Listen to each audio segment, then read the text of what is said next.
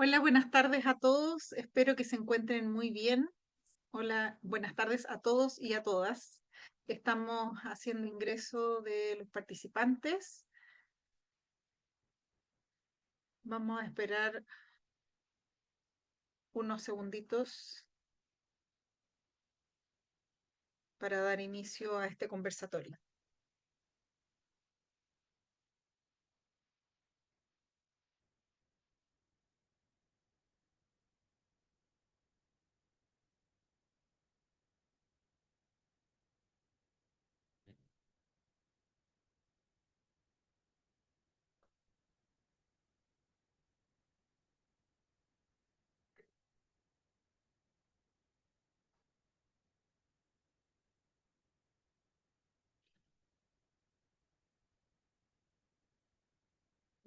Buenas tardes a todos y a todos nuevamente. Esperamos que se encuentren todos muy bien. Les agradecemos que nos acompañen esta tarde soleada a nuestra asociación, la Asociación de Ingenieros Civiles Estructurales de Chile, en que hemos preparado este conversatorio como parte de la difusión que nosotros nos hemos comprometido a realizar en la difusión de la hoja de ruta BIM, parte de la Cámara Chilena de la Construcción y la continuidad que tanto nos importa en nuestra industria. Eh, Hoy vamos a revisar las definiciones de BIM, de cómo podemos aportar efectivamente a su implementación a través de 3 casos reales. Conoceremos usos, resultados, desafíos del BIM en estructuras y vamos a tratar de ayudar a conocer mejor lo que es coordinación, calidad, trazabilidad de proyectos desde una mirada de la ingeniería estructural. Antes de comenzar cualquier cosa, siempre saludamos a nuestros auspiciadores, Simpson Strong Tie, ASA, BSL, Melón, Mageva, Cabe y Hilti, los que hacen posible que hoy día estemos aquí como Asociación de Ingenieros Civiles Estructurales. Uno de los objetivos de llegar a todos ustedes también es comentarles algunas novedades como nuestros distintos canales de difusión. Nosotros ahora estamos trabajando en una comunidad de WhatsApp en la que los mantenemos informados y tenemos un QR que lo vamos a transmitir de modo que ustedes puedan también sumarse a esa comunidad.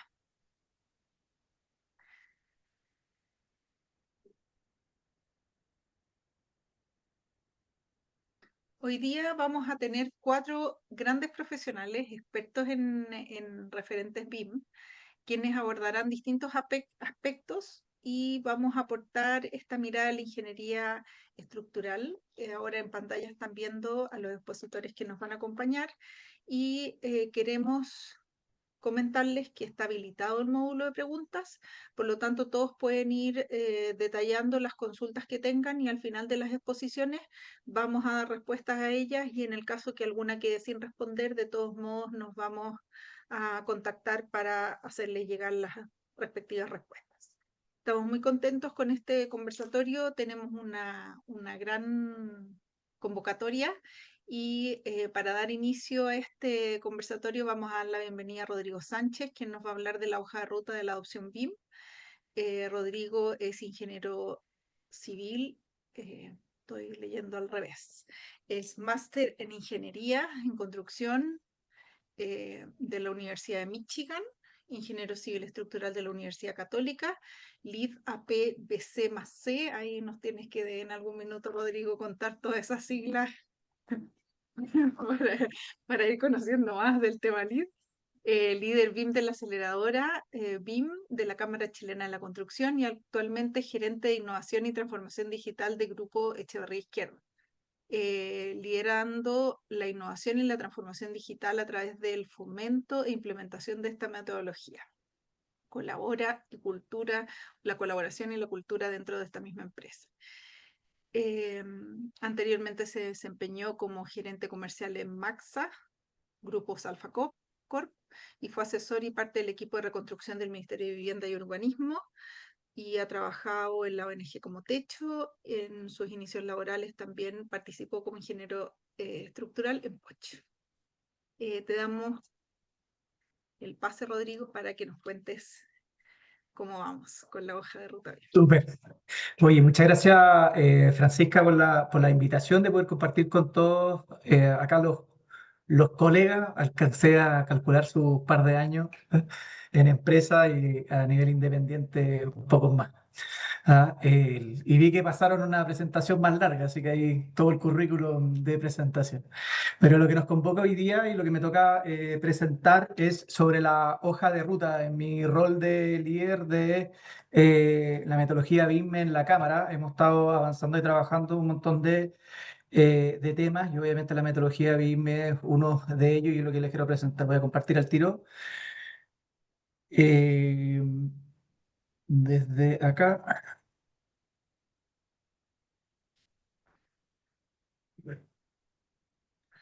Ya, y Se ve deberían estar perfecto. viendo la presentación. Primero siempre me gusta partir o reforzar de por qué estamos trabajando en esto y tiene mucho que ver con los temas de productividad que tenemos dentro de la industria.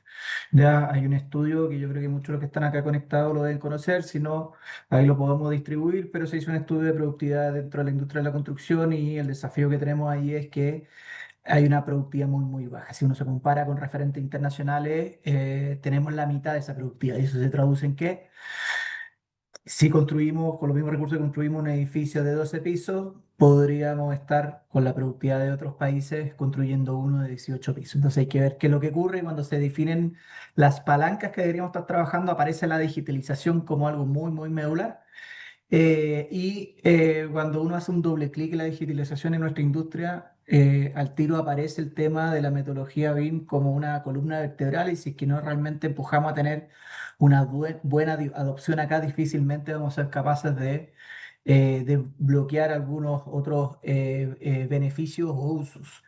¿Ya? A mí siempre me gusta resaltar el por qué es tan importante trabajar en esta metodología y reforzar lo que es un ecosistema digital. ¿Ya? Acá hay tres ejemplos de automatizaciones con uso de inteligencia artificial en la industria.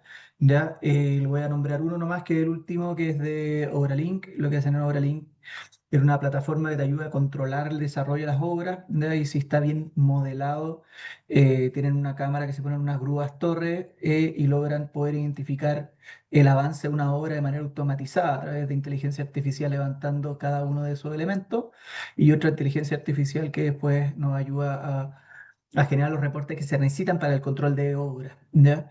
Pero si no se tiene una metodología, difícilmente vamos a sacar el potencial de eso, ni tampoco las etapas de diseño, y por eso es tan importante partir con una metodología. Cuando uno revisa el avance que hay en Chile, uno puede ver que ha habido una histórica adopción constante, pero no a un ritmo que nos gustaría que fuese. La primera medición que se hizo de la adopción de esta metodología fue el 2013, que tenía un 23% de adopción, ¿ya? Y ha ido avanzando hasta la última medición que tenemos hoy día, que es el 2022 llegar a un 41%. Si seguimos ese ritmo, muy seguramente vamos a llegar a un 70% en un par de décadas más, que es lo que no queremos. ¿Por qué se habla de un 70%? Es porque con la experiencia que se ha tenido en otros países es cuando al llegar a ese número se logra evidenciar cuáles son los reales beneficios que se prometen muchas veces y algunos no los logran dimensionar o verificar. Entonces ahí ya hay una cantidad de usuarios de la metodología bien implementada con un nivel de madurez que empieza a liberar los beneficios que tanto en varios estudios seguramente algunos ven, pero cuando uno va a la práctica no los logra identificar. El- como ya mencionaba, el tema del ritmo, que ha sido un empuje público y la idea es hoy día impulsar esto con un extra que es desde el mundo privado también. ¿Ya? Y para poder adelantar la adopción o llegar a ese 70% no en la próxima década, sino que sea el 2028 llegar a ese 70%. Y para eso se ha estado trabajando en la ejecución de una hoja de ruta que se construyó el año pasado que nos va a ayudar a llegar a ese 70%. Y siempre partiendo de que hay cierto trabajo ya realizado, como es el tema ¿cómo se llama?, de ya tener un estándar que se estuvo trabajando el 2019, que salió público, de que ya hay una, el 70% de la inversión pública ya viene pidiendo y exigiendo esta estándar dentro de los proyectos. O sea, ya ha ocurrido cosas, ha estado avanzando y la idea era construir una hoja de ruta sobre algo que ya existe y tomar lo bueno que se hizo, no reinventar la rueda e impulsarla. Entonces, ya más adelantada, la hoja de ruta establece lineamiento de acción y estrategia para poder alcanzar esta meta. Esta meta del 70% está apoyada y validada por 17 organizaciones, donde la Asociación de Ingenieros Civiles Estructurales también nos apoya. Y la idea es, como fin último, es cómo lograr que todos los esfuerzos que estén impulsando a la adopción de esta metodología vayan coordinados y no que estén chocando por tratar de avanzar de manera separada, ¿ya? Esta estructura u hoja de ruta no le va a hablar en detalle de cada una de las actividades y acciones que tienen, solo a grandes rasgos, y después voy a hacer profundizar en algunos ejemplos concretos de lo que ya se ha logrado avanzar este año. Pero está ordenada en 14 acciones y tiene 54 actividades que están ordenadas en 4 grupos: estrategia, mensaje, capacitación y fomento. En estrategia, más que nada, definir ciertos lineamientos, liderazgo u orden para poder avanzar en esta estrategia. El mensaje, alinear un mensaje común, que es bastante importante que tengamos un idioma común. Por ejemplo, cuando en el caso de ingeniería estructural, cuando se quiera estandarizar de alguna forma, automatizar la enferradura, por ejemplo, hay que tratar de hablar un mismo idioma, ¿ya? O elementos que hay que ubicar rápido también tienen que tener ciertas definiciones de dimensiones comunes, y no podemos tener un método muy distinto entre todos, si no va a salir muy difícil empujar esta metodología. En capacitación es algo que siempre es necesario cuando se instala una nueva metodología, y en fomento es buscar cómo facilitar algunos instrumentos para poder facilitar la adopción dentro de cada una de las empresas. ¿Ya? De aquí para adelante voy a ir comentándoles algunas de las actividades que hemos ido logrando facilitar a través de la hoja de ruta que comenzó y la lanzamos prácticamente hace un año, en septiembre del año pasado, ¿ya? Así que ya llevamos un poquito más de un año de estar implementando esta hoja de ruta, y enhorabuena, ya hay ciertas luces de avances de ello. Lo primero que nos gusta resaltar es el trabajo que se está haciendo como en los grandes proyectos. Ya parto con el proyecto de Codelco. Codelco tiene un estándar de cómo adapta el estándar nacional de proyectos públicos a los proyectos de montaje industrial en minería. Le llaman el anexo 7. Con ello, bajo el alero de la hoja de ruta, hemos estado trabajando en definir un estándar para ese tipo de proyectos, ya en donde también hemos estado invitando a otros mandantes, empresas montajistas y algunas otras empresas también, para poder definir ciertos detalles de cómo debería traducirse o adaptarse, siempre bajo el paraguas del estándar nacional, para estos proyectos en específico. ¿Ya? Ya lleva 3 sesiones de trabajo, se esperan un par más y esperamos tener un primer ya producto a finales de este año. También hemos estado en conversaciones y trabajando con el MIMBU y el MOP. ¿Ya? En su minuto estuvieron muy interiorizados en esto, después lo dejaron un poquito tal vez detrás, y con las conversaciones, el empuje que se le ha estado dando a la hoja de ruta, han vuelto a replantearse el tema de la metodología BIM dentro de cada uno de estos ministerios. Por un lado, el MOP hace un par de semanas o 2 meses, si no me equivoco,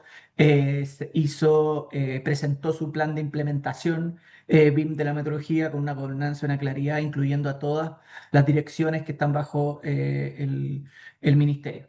Y también el MIMBU, que en algún minuto estaba muy focalizado con temas de industrialización, también hoy día relicitó la implementación de la metodología. Es decir, estos Saca mi tres mochila. mandantes están fuertes ahí. También estamos trabajando en la medición. Esto es algo que está liderando. En el anterior le hemos estado liderando harto en la Cámara estas reuniones. En este caso, la medición lo está liderando la Universidad de Chile. Yo creo que, y espero que algunos de ustedes lo hayan contestado, que es una encuesta a nivel nacional para poder llevar el pulso de cómo se llama, de la adopción de esta eh, Mientras trabajo, metodología. ¿Ya? También se ha estado trabajando en medio validar. carrete que vinieron a hacer. Medio carrete Ahí que vinieron a Gabriel Jordán se me ayudó ahí un poquito, que se te escucha el mic abierto. El- Y hay otra acción que hemos estado trabajando, algo que también cambiar un poco el enfoque que se le da al BIM. Siempre se habla del del Building Information Modeling. Hay un nuevo concepto, Cuña, que se está utilizando bastante, que es el Better Information Management. Y más que nada el cambio radica en que ya se empieza a dejar un poco el concepto de que todo sea visual 3D, sino que hay mucha información y pasa a ser mucho más importante la administración de esa información, y a veces no es necesario incluso tenerlo visualizado en términos de modelo 3D o algo. Eso también ha abierto las puertas a otros más interés en esta metodología, y un cambio de concepto que es una evolución que estamos buscando facilitar también acá como concepto en Chile. Acá hay otra iniciativa que estamos empujando, la Acción 6, de hecho la ha estado impulsando y liderando BIM Forum de muy buena manera, que es partir con lo que es el capítulo de Building Smart. Ya aquí, más que entrar en detalle, en la práctica es un ordenamiento de todas las dimensiones o campos distintos que hay, algo que vamos a necesitar mucho cuando lleguemos a la meta, pero es algo que queríamos iniciar porque toma su tiempo en llevar a cabo la implementación de ese capítulo, y lo que promociona la práctica el uso del Open BIM, para que no estemos amarrados a ciertos softwares, sino que estos software tengan una forma fácil y acordada de comunicarse entre ellos. También estamos trabajando en una propuesta de actualización del estándar. Para los que están metidos más en esto saben que hay varias cosas que hay que actualizar, porque está hace un tiempo y por temas de distintas razones Corfo definió no seguir financiando esta iniciativa, y por tanto la hoja de ruta ha tomado un poco la posta con mirar cómo actualizarla y definir de manera conjunta con los miembros de la hoja de ruta de dónde hay que alojar. ¿Ya? También han habido otras acciones que son medias de perogrullo, pero veíamos importante tomarlas. ¿Ya? Una de ellas son los indicadores BIM. Muchas veces se dice, oye, ¿cómo mido un impacto? Si tenemos distintos proyectos, es importante que tengamos los mismos indicadores para poder medir ese impacto. Habían distintas organizaciones que estaban trabajando en eso, y ahí tomamos un poco la posta para poder trabajar en estos indicadores BIM, que lo he estado trabajando BIM Forum en esta línea. ¿Ya? También difusión de casos. Yo creo que cada vez hay casos más nuevos con mayores usos, definiciones, cálculos, y estamos desarrollando también levantamientos de casos actualizados, y nos estamos preocupando mucho de que hayan casos de los distintos tipos de proyectos y al mismo tiempo los distintos roles. Ya, muchas veces pasa que hay algunos que dicen, oye, yo solamente veo el tema de BIM en temas de diseño, me gustaría verlo de un diseño más específico, o del rol de, en este caso, de una oficina de cálculo estructural, por ejemplo. Entonces, tenemos que abrir los distintos casos para que se vea el abanico de usos que se puede tener en esta metodología. ¿Ya? También estamos trabajando en perfiles, ¿ya? Y en uno que me gustaría profundizar más en ese, en un curso de dirección estratégica. Muchas veces pasa que hay especialistas de la metodología BIM dentro del equipo, pero no solamente los gerentes o las jefaturas entienden de esto con el detalle. Me refiero a todo el flujo y el desarrollo. Habilitamos ahí un curso de alta dirección que la estamos prototipando dentro de la cámara para ver cómo funciona, y si nos va bien, vamos a extenderlo abiertamente a todos los miembros de la hoja de ruta dentro de lo posible, que son como las bases de esta metodología. ¿Ya? Y un último tema que les quería comentar antes de cerrar. Hay una acción que está bajo el alero de Fomento, ¿ya? Que ha sido algo que ha funcionado bastante bien. Aquí yo les voy a dar, muestro la imagen a la izquierda del PATI BIM que está liderando CETEC. Vengo llegando de Viña, que estuve en unas presentaciones también de BIM, donde presentaron un PATI que estuve liderando la Universidad Católica del Paraíso, ya con empresas de la región de Valparaíso.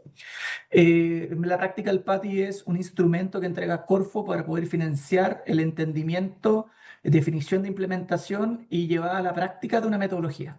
Y es la práctica algo de anillo al dedo para poder agrupar a más de una empresa, para poder apalancar recursos a través de Corfo y poder entender la metodología y después ver la manera práctica de su utilización. Se les menciona ahí por si puede generarse ejercicio colectivo y podemos compartir las experiencias de qué cosas o errores no cometer y cuáles son los grandes aciertos de ellos. En resumen, en la práctica, lo que se está buscando es tener una estrategia clara, esfuerzos coherentes y coordinados, ¿ya? Con una mirada nacional de todos los actores de la industria de la construcción, ya de todos los gremios, ¿cierto? Academia y mundo público, para poder apuntar a que esta adopción de la metodología BIM nos ayude a la productividad y poder, a través de llegar a este 70%, poder romper estas inercias que a veces existen en la adopción de esta metodología, ¿ya? Y solo para cerrar, ahí hay un link para poder acceder a más información de la hoja de ruta, porque en 15 minutos no podemos ahí entrar en tanto detalle. Pero sí aquí compartirle a todos los que están participando, abajo a la izquierda las organizaciones que están en la hoja de ruta, arriba distintas empresas que han estado participando en las instancias que se han creado, y solo reforzar que tal vez de manera independiente uno puede avanzar más rápido, pero si logramos hacer un conjunto, esfuerzo conjunto, va a ser un avance mucho más sostenido en el tiempo, así que ahí está la invitación a todos los que quieran participar. Eso es por mi lado, Fran. Muchas gracias, Rodrigo, por tu presentación. Nos queda mucho más claro lo que estamos haciendo como esfuerzo. Ahora vamos a continuar con nuestro segundo invitado, Gabriel Jordán, quien nos va a hablar del tema BIM como motor de innovación en ingeniería estructural. Gabriel es ingeniero civil con diploma en Ingeniería Estructural de la Pontificia Universidad Católica de Chile, cofundador de BIM Technology and Design, empresa reconocida por su innovación en el uso de BIM en proyectos estructurales, creador de la plataforma Easy Rebar y de corte y doblado, orientada a la productividad y digitalización de la construcción. Tiene más de 10 años de experiencia en ingeniería estructural y desarrollando proyectos de soluciones tecnológicas. Adelante, Gabriel.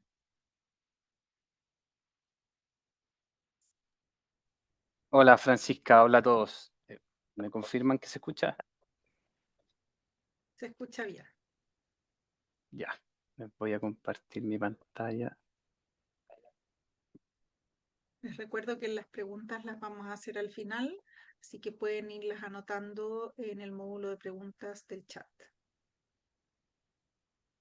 Se está viendo, ¿cierto? Sí.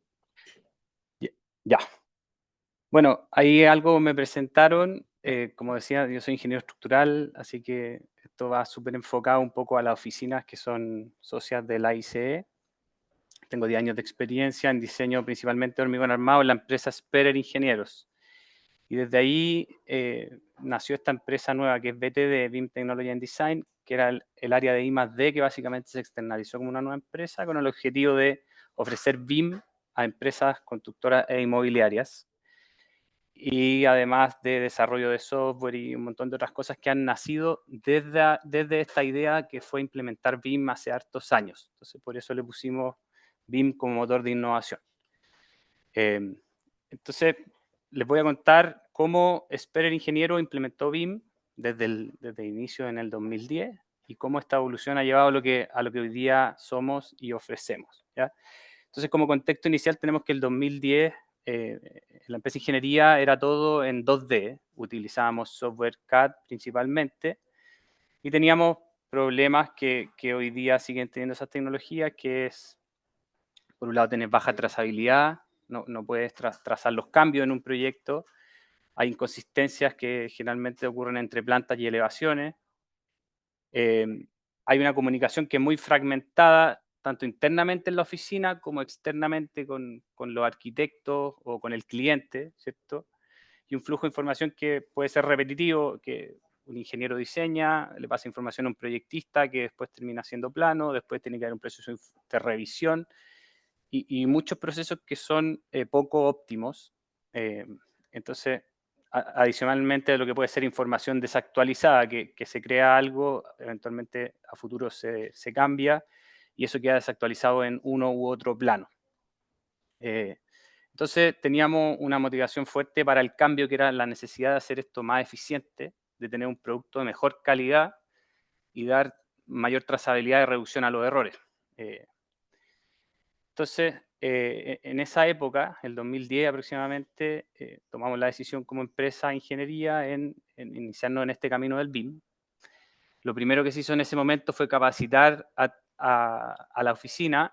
Obviamente no lo hicimos para todos, sino que fue una decisión que se tomó de hacer de manera incremental. Decidimos partir con un proyecto solamente, entonces las personas que iban a estar involucradas en ese proyecto, tanto el equipo de ingeniería como proyectistas, se capacitaron en el uso, en este caso, de tecnología que decidimos usar, que fue Revit, y con todos los retos que eso implicó, que había gente que ya tenía sus años, que obviamente a este tipo de gente le cuesta un poco más estos cambios, y hoy día las nuevas generaciones ya vienen con el BIM desde la universidad, entonces teníamos ese tipo de retos, la resistencia al cambio, hay una curva de aprendizaje en el uso de las nuevas tecnologías, ¿cierto? Cómo estandarizábamos la información para que representáramos algo similar a lo que habíamos hecho hasta ese minuto, cómo hacer para trabajar de forma colaborativa, ¿cierto? Que este software nos daba esa capacidad que no podíamos tener utilizando los software CAD. Y en ese momento hubo un punto de inflexión clave que fue el 2011, que generamos un primer proyecto, que es el que se ve en la imagen, con BIM. ¿Ya? En esa altura creo que era Autodesk Revit 2011. Y desde ese minuto, aquí hay una línea de tiempo que les muestro que en 2010 estábamos 100% en CAD, en 2011 fuimos capaces de crear este primer proyecto en BIM, y después del 2012 al 2017 hubo una etapa en que nos enfocamos principalmente en un desarrollo de software de diseño estructural, ¿ya? Capaz de conectarnos a futuro con BIM para poder desarrollar los planos y el entregable final en BIM, que en este caso era Revit.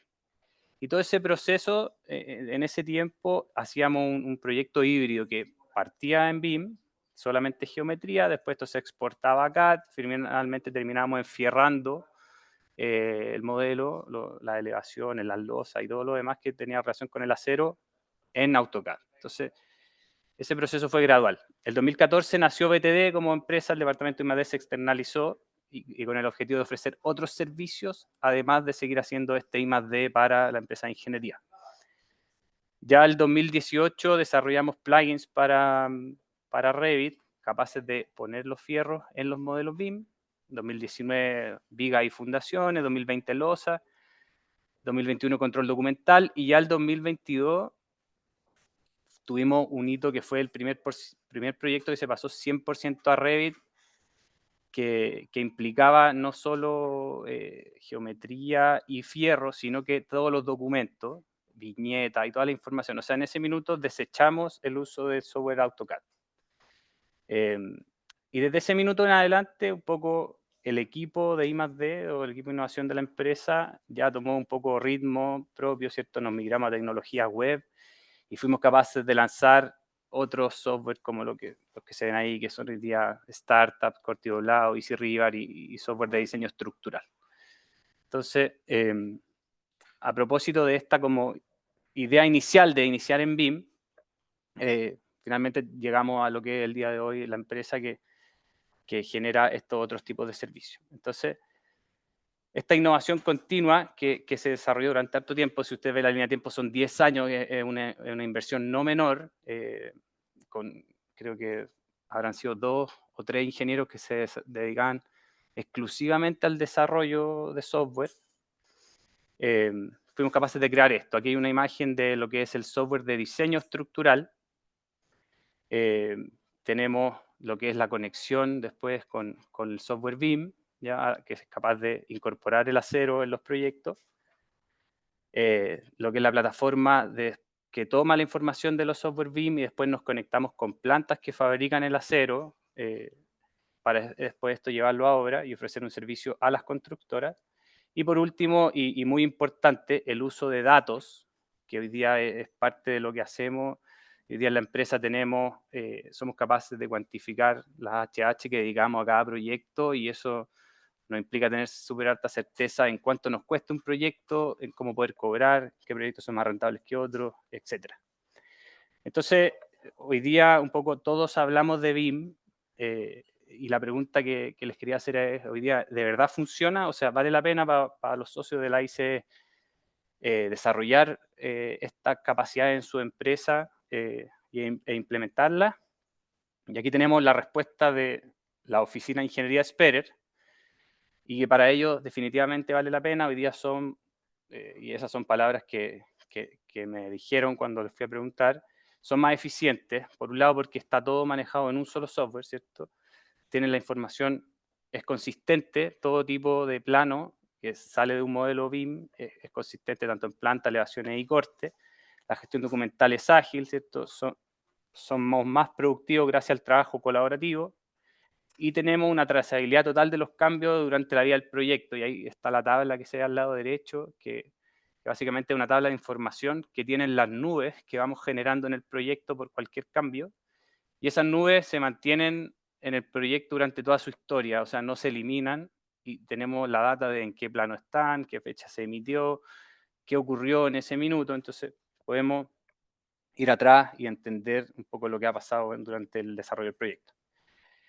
Y una disminución de tiempo dedicado a responder dudas de obra, que esto es parte importante de del beneficio de haber implementado BIM, ¿ya?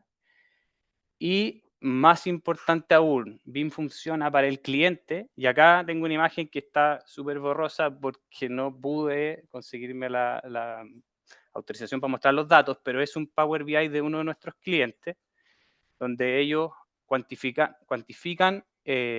los costos de sus proyectos, y en este caso hicimos un estudio de medición de los costos de adicionales en proyectos con y sin coordinación BIM. Y aquí me voy a salir un poquito de lo que es el área de ingeniería estructural, porque nosotros en BTD adicionalmente hacemos coordinación de especialidades. Entonces este cliente midió el total en adicionales que le cobraba la constructora a la inmobiliaria en la ejecución de sus proyectos que no tenían BIM, y aquí hay como en esta tabla 10 proyectos del 2011 al 2014, con un promedio de costo en adicionales de un 3%. ¿Ya? Ahí, en la primera tabla es el total de adicionales cobrado, y la segunda es lo que efectivamente aprobó la inmobiliaria, y aproximadamente un 3%. Luego tenemos en esta tabla, ya cuando iniciamos el proceso BIM, ya que hay otros 10, 12 proyectos más, en proyectos que tenían arquitectura en 2D, en planos CAD, pero hicimos coordinación BIM, en que nosotros levantamos un proyecto en BIM desde arquitectura con también el proyecto de ingeniería, y coordinamos las especialidades también en conjunto, y fuimos capaces de entregar un proyecto más sano a construcción. Y aquí, si se fijan, bajó a un 0,7%. Este fue un proceso que tomó tiempo, entre el 2014 hasta la actualidad. Si se fijan, estos proyectos de acá son del 2018-2019. Después pasamos a una etapa un poco más avanzada en que ya la inmobiliaria se metió a BIM, y ellos fueron capaces de desarrollar sus proyectos ya no en 2D, sino que en BIM. Y aquí hay 2 proyectos, y se ve el número que bajó ahora a un 0,31%. Y otros casos más en que ya pasamos a tener arquitectura en BIM, más un checklist especializado que hacía el cliente, ¿cierto?, con su oficina de arquitectura.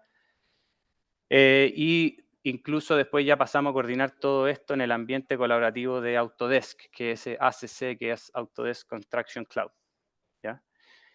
Entonces, recapitulando un poco, y estos datos yo creo que no están por ahí dando vuelta, y todo el mundo quiere saber, oye, efectivamente, ¿me vale la pena contratar el BIM y coordinación de especialidades?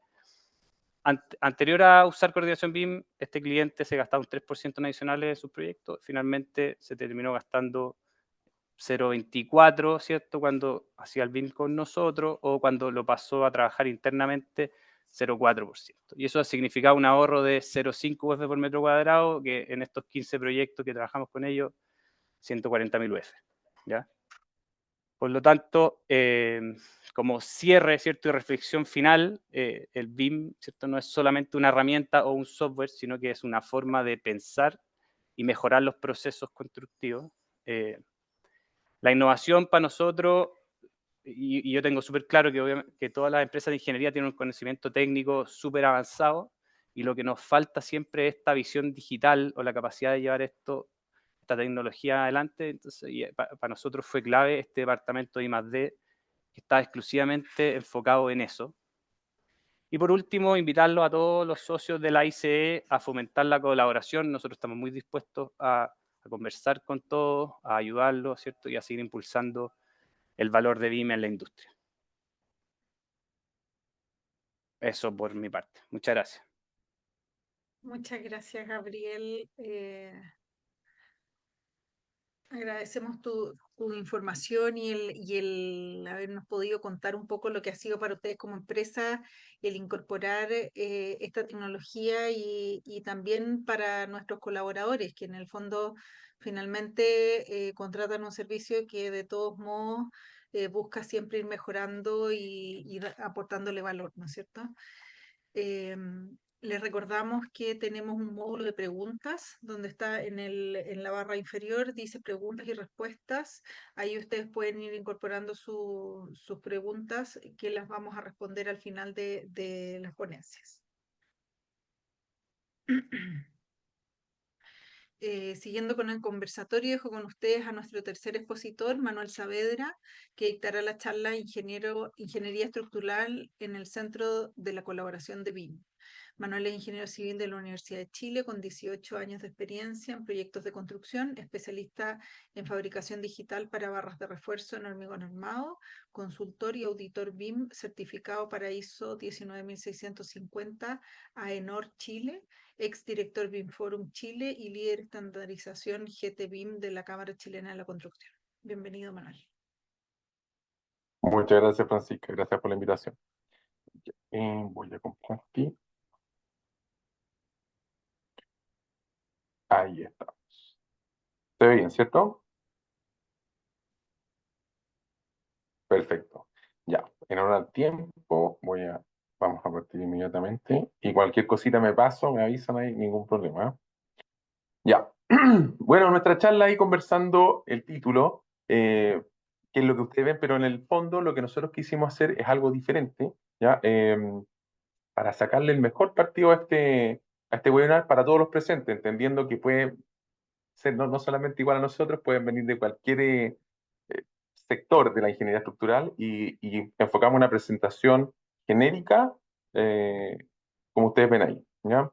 Y la idea es siempre enfocar la conexión final de estos modelos.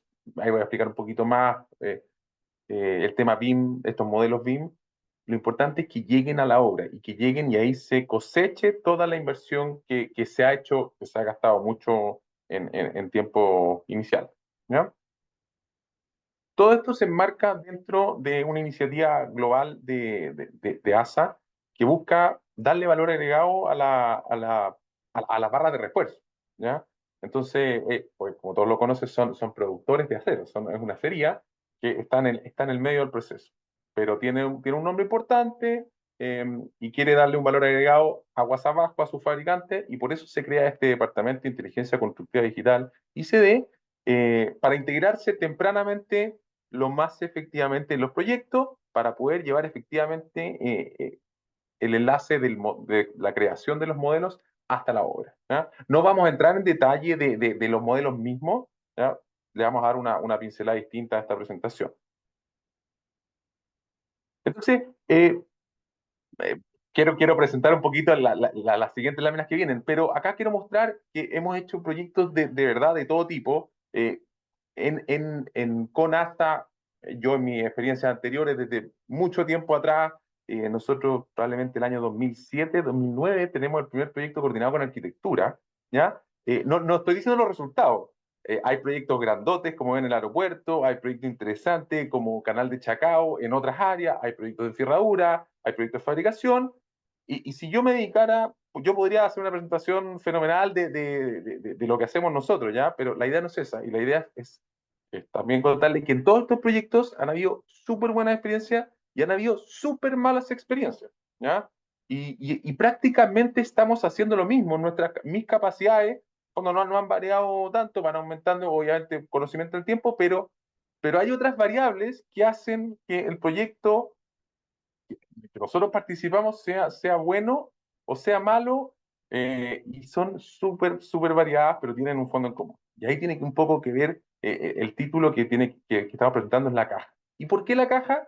Nos pasó, literalmente me pegó súper fuerte. Hace un tiempo tuvimos un coaching donde nos hablaron de la caja, es ese libro, pero el concepto es ver bien dónde estamos parados y tratar de mirar un poquito hacia afuera, que cuesta, muchas veces con el ritmo, con la vorágine de los proyectos, cuesta mirar hacia afuera, cuesta primero ver que estamos metidos dentro de una caja y que la gente está, pues, imaginemos una caja transparente, pero tenemos una caja que no nos permite colaborar con otras personas y tenemos que ser capaces de salirnos de esa caja para dar el bien mayor para el proyecto, que finalmente va a ser el beneficio último para nosotros. Es difícil verlo.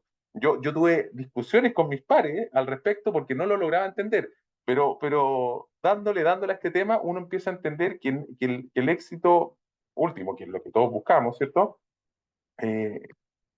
Se puede lograr de otra forma, quizás saliendo un poquito más allá de la caja, ¿ya? Conceptualmente. Y eso se lo recomiendo, ese libro es complicado de leer, no es nuevo, pero tiene un concepto súper fuerte por detrás que es bien interesante. Ahora, ¿cómo lo aplicamos al BIM? Y por ahí ya Rodrigo lo dijo, también algo comentó Gabriel, ¿ya? Y lo principal es entender que BIM no es, BIM yo siempre hablo del huevo o la gallina. ¿BIM es necesario o no? En estricto rigor, para que ustedes definan el último propósito, BIM no es necesario. Se hacían coordinaciones tiempo atrás, se lograban muy buenas experiencias y por alguna razón ahora parece ser que BIM es el habilitante y la verdad es que en estricto rigor no es el habilitante. Ayuda mucho, sí, por supuesto. ¿Ya? Yo lo hago, nosotros no podemos volver atrás, definitivamente. Pero en estricto rigor, en esencia, no es el habilitante, no es necesario para definir tu propósito. ¿Ya? Estoy corriendo algo, me está tapando acá. Entonces, sin desmerecer, yo insisto, no quiero desmerecerlo porque yo me dedico a eso a tiempo completo, pero hay que entender que BIM también tiene gran parte de una tecnología, que es una metodología que se basa, tiene tecnología habilitante, pero últimamente se basa en la colaboración. Ahora, pueden pensar, y ahí viene el punto. Ese para mí, el fondo, es la colaboración que mucha gente lo ha mencionado. Pero después, cuando somos honestos y tratamos de ver si realmente estamos colaborando o no, después hay que preguntarse y tratar de averiguar si estamos dentro de nuestra caja o estamos fuera de nuestra caja. Nuestra colaboración en un proyecto puede ser muy, muy diferente a lo que teníamos pensado inicialmente, dependiendo desde dónde estamos mirando, ¿ya? Y eso puede ser súper teórico, pero les pido por favor que hagan el ejercicio. Nosotros hemos hecho proyectos, como les comentaba, quizás todos parecen grandes, pero los resultados son diferentes dependiendo de dónde uno está parado en esa caja. A veces se puede, a veces no se puede, a veces depende de ti, a veces no depende de ti. Pero tratar de salir y tratar de empujar siempre, estar fuera, ¿ya? Y ayudar a las otras personas con que colaboramos también a volver a estar fuera de la caja. Ya vamos a empezar a bajar esto al piso para que no crean que están humo esto que estamos vendiendo, pero es verdad, tratar de estar fuera de la caja para cuando empezamos a definir nuestro propósito en esta colaboración, ¿ya? Entonces, por ahí Rodrigo lo dijo, BIM bueno, tienes un acrónimo que está asociado a algo y quizás es mejor darle una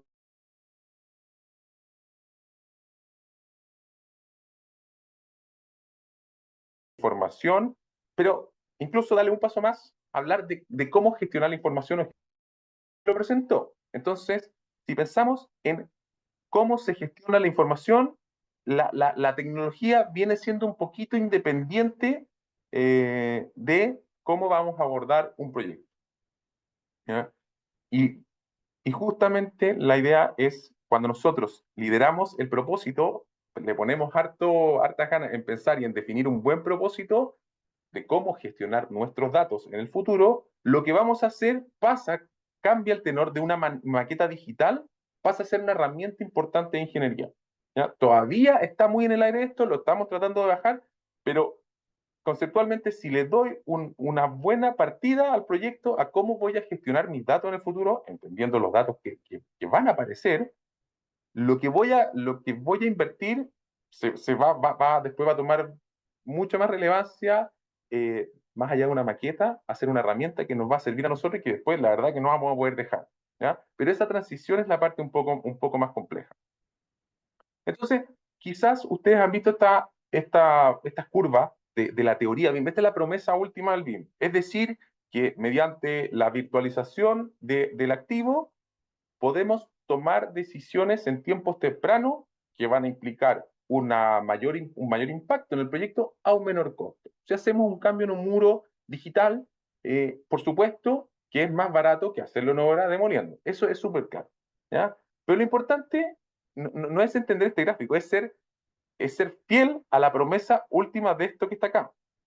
Lo que está diciendo el gráfico, que no entendemos, es tomar las decisiones que van a afectar en el futuro, tomarlas hoy día. No significa solamente hacer un modelo digital. Y hay que ser sincero, si efectivamente se toman las decisiones finales hacia las etapas más importantes de donde se gastan los recursos, que es construcción y operación, si efectivamente se toman y se congelan en etapas iniciales.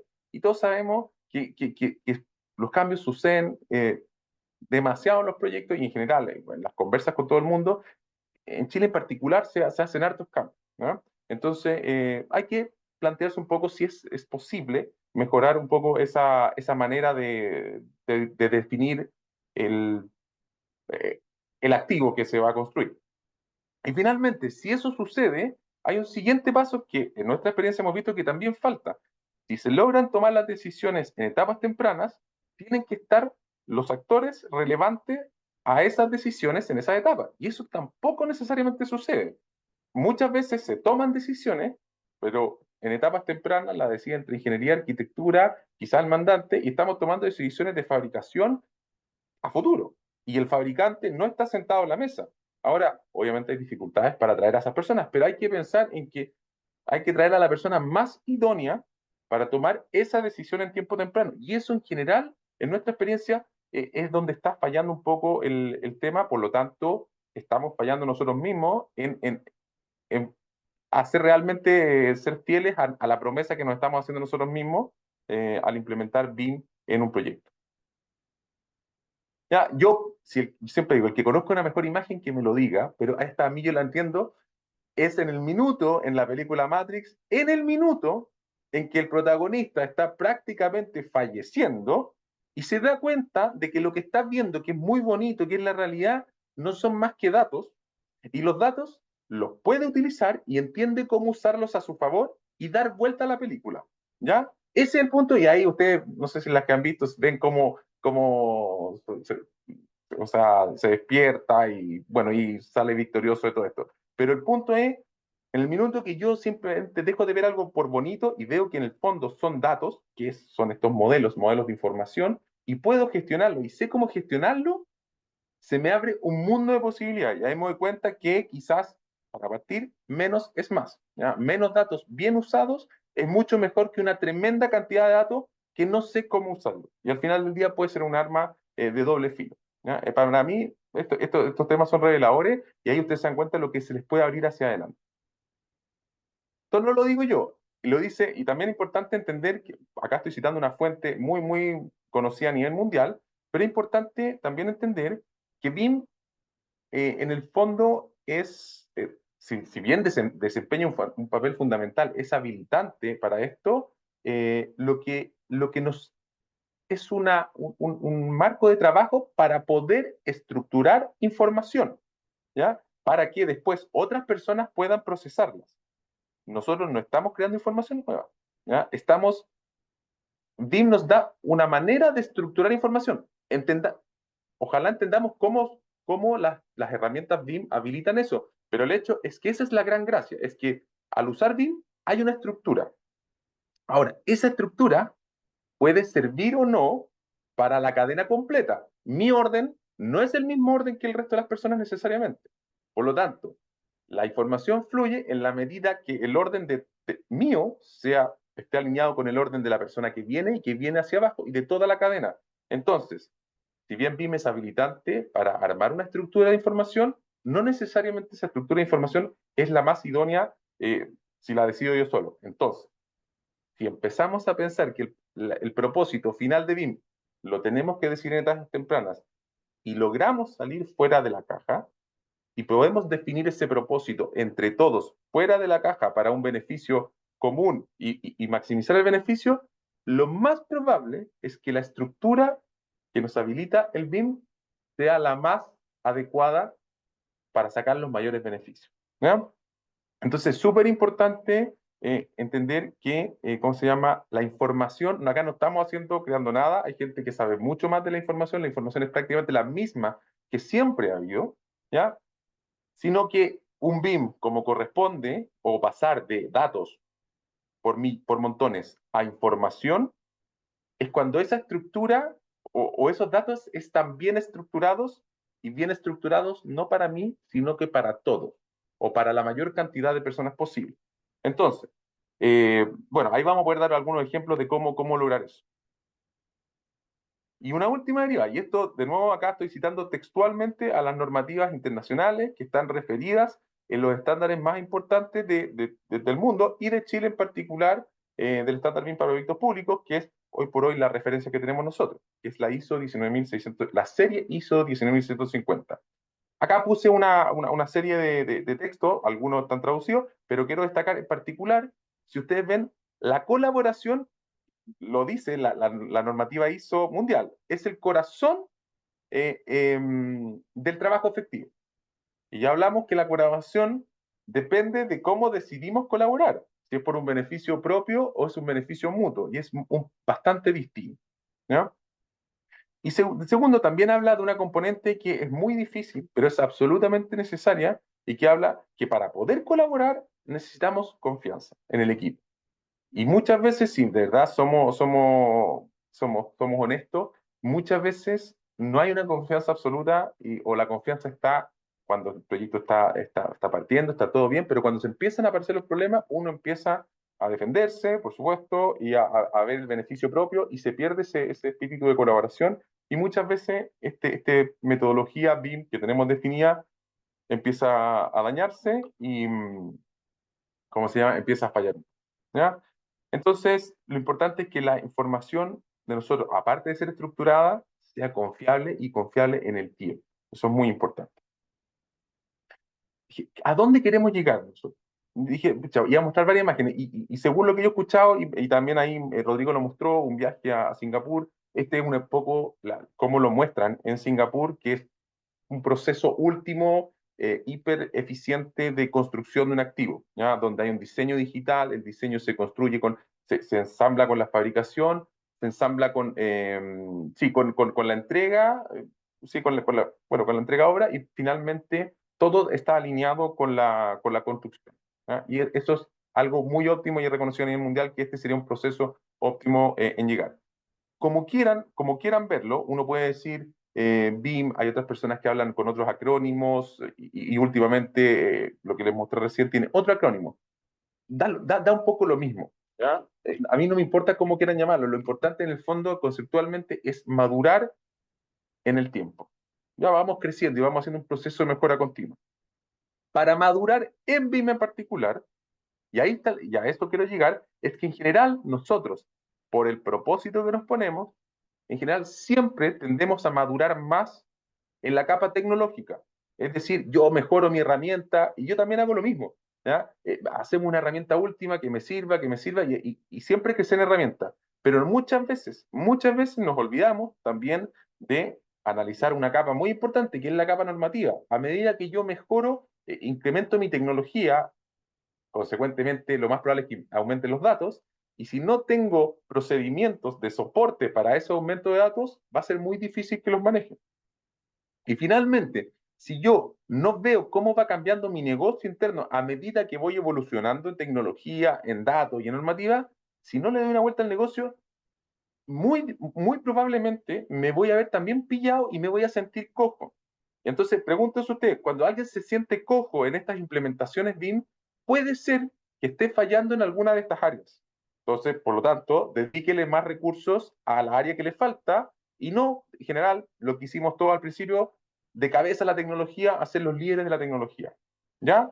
Y ahí nos dimos cuenta, y ahí, al caminar con estos 4 pilares, al fortalecer estos 4 pilares, tenemos una madurez mucho más robusta, que se sustenta en el tiempo, ¿ya? Y por eso a personas que tengan problemas en la consistencia del uso de BIM, revisen esto. Quizás probablemente es donde pueden estar más débiles, y por eso no les ha funcionado tan bien como esperan. vamos ya, voy a acelerar un poquito. Ahora, propuestas efectivas, cómo poner en marcha esto de que estamos contando. Estamos tratando, y lo hemos visto, nosotros hemos dedicado mucho a conversar con gente de todas las industrias. Nosotros no somos los más expertos en todo lo que ustedes ven acá, pero sí hemos conversado millones de horas con todas estas personas y nos hemos dado cuenta que lo más importante y lo más efectivo es que la cadena de valor de ese tipo de proyectos se junte y hable y defina lo que estamos comentando a la hora de implementar un proyecto con BIM. Son muy distintos las estructuras metálicas que las estructuras de hormigón armado y bueno, todo lo que ustedes ven allá. Nosotros no somos especialistas en todas ellas, ¿ya? Pero sí estamos súper claros que hay una deficiencia de que los eslabones de la cadena de esa especialidad en particular no hablan mucho o hablan sin tanta confianza como se necesitaría tener un proyecto. ¿Ya? Entonces, dejo esa cita. La idea es que los datos fluyan, se transformen en información y fluyan rápidamente, y que no haya fricción entre las partes. Y para eso no hay más tecnología que, o sea, la tecnología nunca le va a ganar a una conversación y a una confianza entre las partes. Esa es la manera que fluya más rápido la información. Si construimos sobre eso, los resultados, yo les aseguro que llegan mucho más rápido. Entonces, otra manera de hacerlo, o sea, más en la práctica, cómo implementarlo, eh, documenten, muestren documentos. Los documentos son buenos, a veces la gente puede pensar que son un estorbo, pero los documentos son evidencia, trazabilidad, transparencia, y en particular para temas BIM, documentarlo en un documento que se llama plan de ejecución BIM o plan de ejecución de proyecto, como quieran llamarle, pero documenten un proyecto, ojalá que esté firmado por las partes, ojalá sea vinculante, ya es muy difícil, pero documenten lo que puede hacer, es muy bueno. Y bueno, para ir terminando también, ojalá poner algunas normativas conocidas ya en el centro del proyecto y ojalá ser todos fieles a esta, ojalá normado, ojalá certificado sería idealmente en un futuro.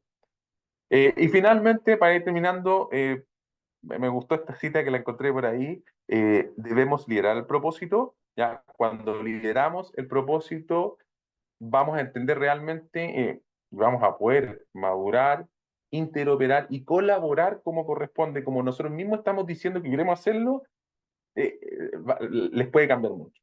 Y me gustó mucho esta cita, decirlo es súper fácil, pero hay que dar el ejemplo. ¿Ya? Esa es la única forma de hacer esto y tenemos que dar el ejemplo, aunque les salga complicado, traten de ponerse ustedes dan el ejemplo en su proyecto. Y para eso, y tomando un poco las palabras que ahí, por ahí Rodrigo lo dijo en un principio, nosotros bueno, hemos siempre promovido que lo primero, antes de cualquier cosa, es integrarnos como personas. ¿Ya? Antes de pensar en digitalizar, industrializar para obtener esta productividad, integrarnos como personas. Y para eso nosotros tenemos ya, para dar el ejemplo, nosotros hace tiempo venimos hablando con el AICE y con distintas personas, estamos ya paquetizando y en etapa de validación de un estándar para la gestión de información de las barras de refuerzo. ¿Ya? Eso obviamente no está definido, pero es algo que viene para que no peleemos, o sea, no para que no parezcamos un desorden y que vayamos a toda velocidad y puedan suceder cosas en el camino, sino que de verdad funcionemos todos juntos, nos tomemos el tiempo, hagamos algo mejor y después de eso nos podemos lanzar a industrializar y a eficientar procesos y vamos a tener una productividad, no me cabe duda que muchísimo mejor en el futuro. ¿Ya? Pero eso trabajo en desarrollo que me imagino que ahí Francisca verá más adelante cómo podemos avanzar en eso. ¿Ya? Muchas gracias por el tiempo, yo espero que algo les haya podido quedar, que se lleven y con eso quedamos extremadamente felices. Muchas gracias, Francisco. Muchas gracias, Manuel, por tu exposición. Vamos quedándonos con palabras, ¿cierto? Queremos ir mejorando la industria, queremos salir de nuestro día a día, queremos darle valor al trabajo que vamos entregando y todo esto siempre va de la mano de la colaboración. Aquí todos somos importantes, existe mucho avance y existe mucho avance que tenemos que en conjunto ir mejorando y entendiendo cómo nuestro valor de ingeniería estructural podemos sumarlo a todo lo que es BIM el día de hoy. Vamos a continuar con un ejemplo muy práctico. nos vamos a trasladar ya a un proyecto real. Le damos la bienvenida al expositor Cristian Baeza, quien nos expondrá sobre el caso de éxito gestión de barras de armadura Hospital Los Ríos, Los Lagos. Cristian es ingeniero civil en obras civiles de la Universidad de Santiago y diplomado BIM de la Universidad de Chile. Actualmente es encargado general BIM HSign Sirve Ingeniería y encargado general BIM RHLRLL. Bienvenido, Cristian, y estamos muy atentos a tu exposición. Hola, buenas. A ver, déjame ver si se escucha. Sí, perfecto. Hola, bueno, solo una corrección. Yo trabajé en Sirve y en ese momento fui encargado BIM del Hospital El Salvador, y las siglas que escucharon al final es la Red Hospitalaria Los Ríos Los Lagos. Así que sin más preámbulo, Muchas gracias vamos a por la esa explicación aclaración. y por qué nos invitaron acá. Quiero una simple En la presentación vamos a hablar primero de una generalidad de lo que significa el proyecto, la importancia de lo que son los modelos de diseño y el traspaso de estos modelos a los modelos de construcción. Vamos a tomar 3 puntos importantes que son los principales conflictos que ocurren en este traspaso desde el diseño a la construcción, y con estos mismos ejemplos vamos a ver las experiencias prácticas que tuvimos en el desarrollo de barras para estos hospitales. Y finalmente quiero destacar otras tareas que a lo mejor se escapan un poco del tema estructural, y al final unas palabras de cierre. El proyecto principalmente consta de 4 hospitales ejecutados en simultáneo en la región de Los Ríos de los Lagos, el Hospital de Los Lagos, La Unión, Río Bueno, Puerto Vara, con una inversión total de $297 millones, y la empresa que nos contrata es la Sociedad Concesionaria Región Sur, que dentro de su mismo licitación creó la empresa, la constructora. Por tanto tenemos un trabajo mancomunado entre lo que es diseño y proyecto, lo cual ha permitido generar una colaboración de todas las partes. Voy a tratar de pasar medio rápido en honor al tiempo de esto, que son como las explicaciones medias generales. El Hospital de los Lagos, un hospital de 12.587 metros cuadrados, el único hospital de los 4 que no posee aislación sísmica. El Hospital de la Unión, con 32.293 metros cuadrados. Este hospital está un poquito más lento, ha tenido problemas de permisología, sin embargo ya está reactivándose y está próximo a iniciar sus excavaciones. El Hospital de Río Bueno, 38.056 metros cuadrados, también un hospital con aislación sísmica. Y el Hospital de Puerto Vara, el más grande que estamos ejecutando, con 58.208 metros cuadrados. En esta lógica, esta es como la estructura general que tiene la empresa, y la muestro como para poder destacar algunos puntos y algunos elementos visionarios que se tomaron antes de que nosotros ingresáramos a la planta. Y es el hecho de que se dividen principalmente en 3 grandes departamentos o grupos, donde tenemos la gerencia de producción, la gerencia de operación y la gerencia administrativa, y a su vez abajo tenemos las distintas disciplinas.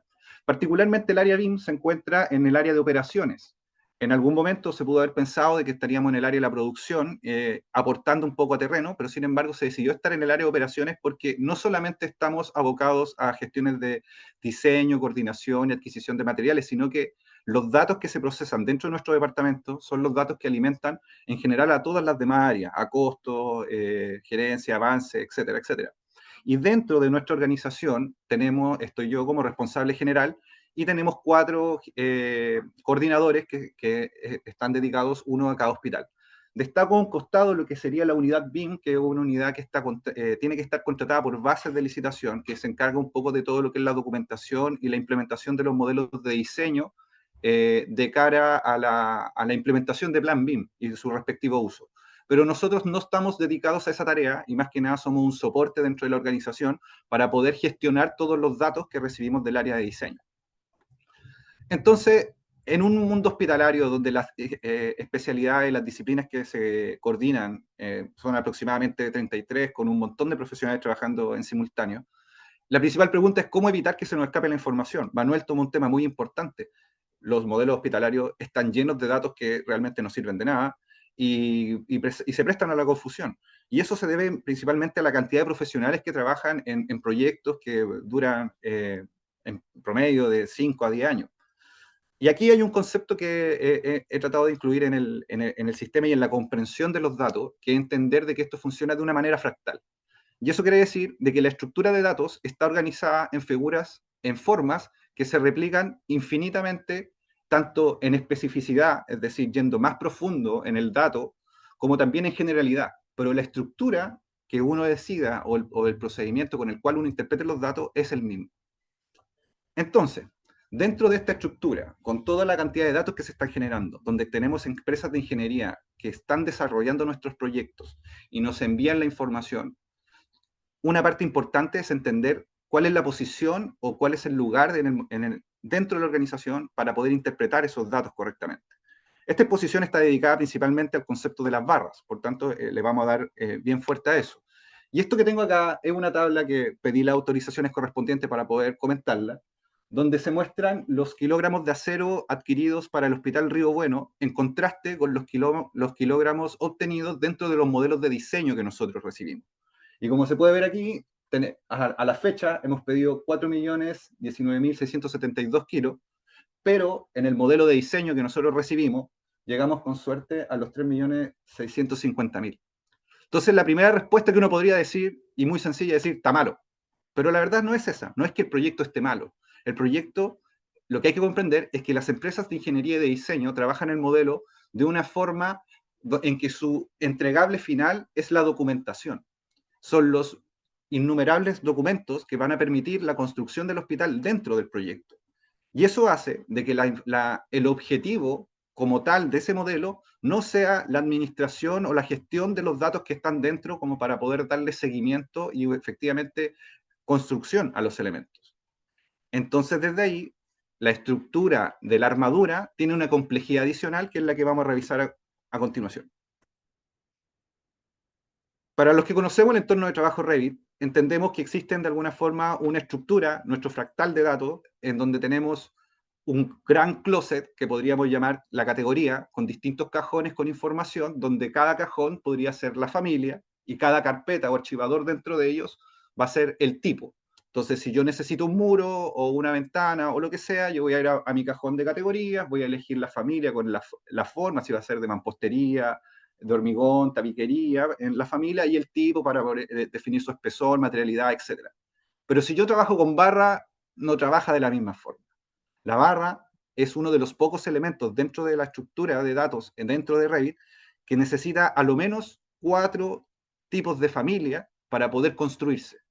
Y ahí tenemos el rebar bar, que es más que nada su diámetro, una barra de 8, una barra de 12, 16, etc. El rebar hook, que es su gancho sísmico, si tiene gancho, no tiene gancho, pata de 90, etc.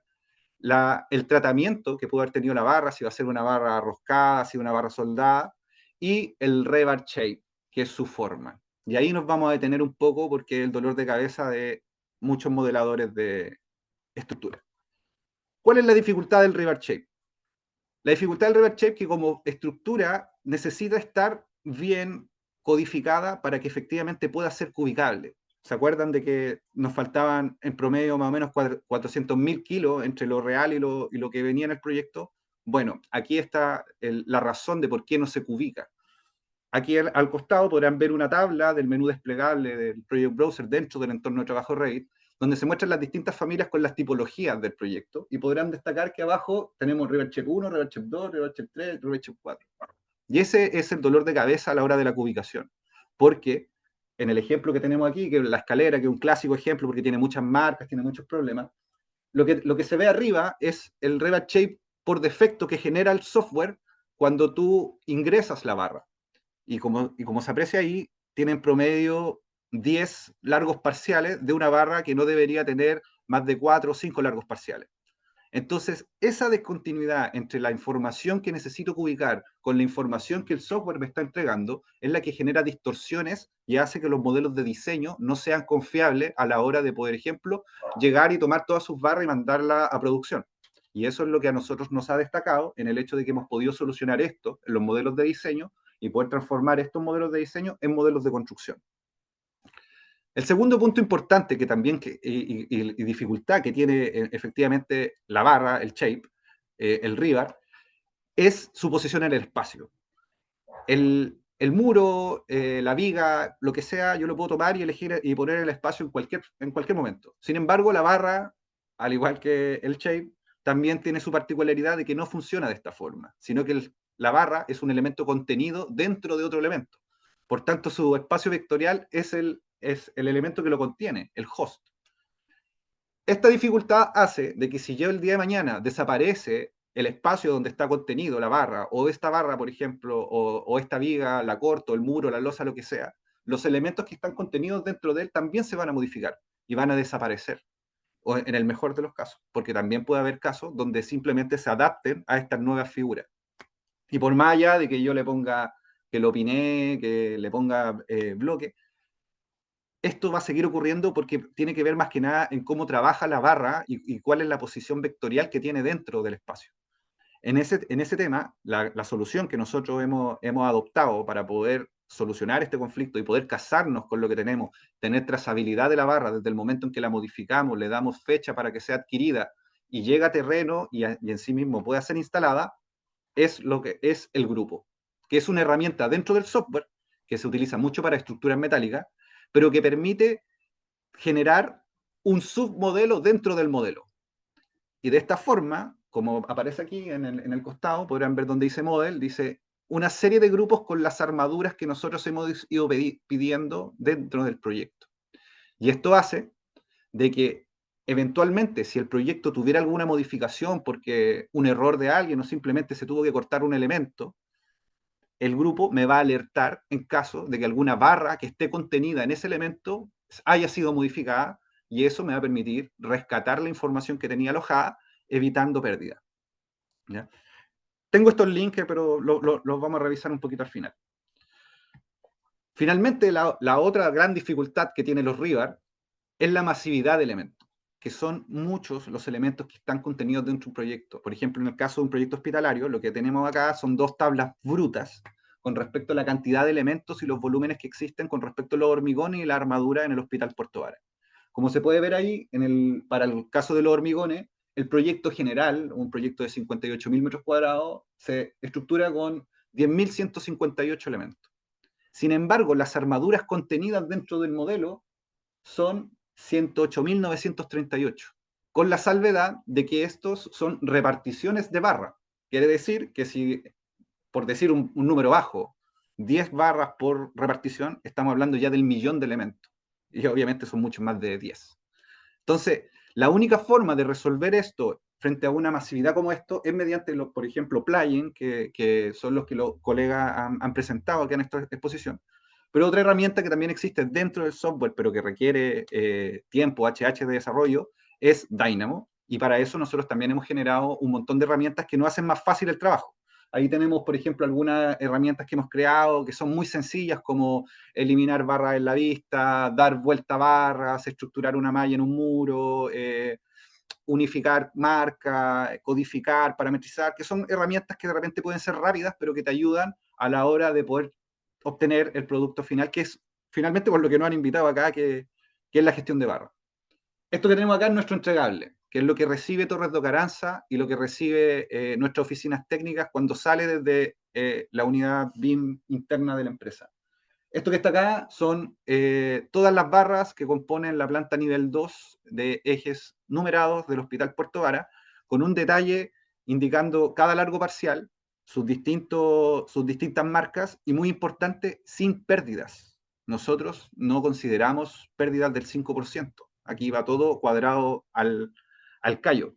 Y aquí me voy a salir un poquito de la presentación para poder reflejar parte del entregable.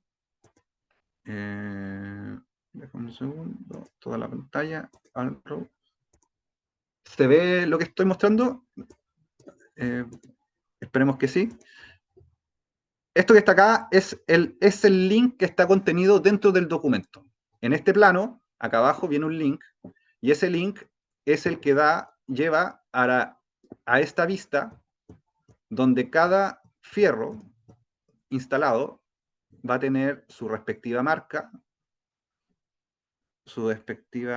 marca, y si yo selecciono una barra, voy a poder ver la información que tiene contenida dentro. Por ejemplo, esta es una barra con la marca 25002.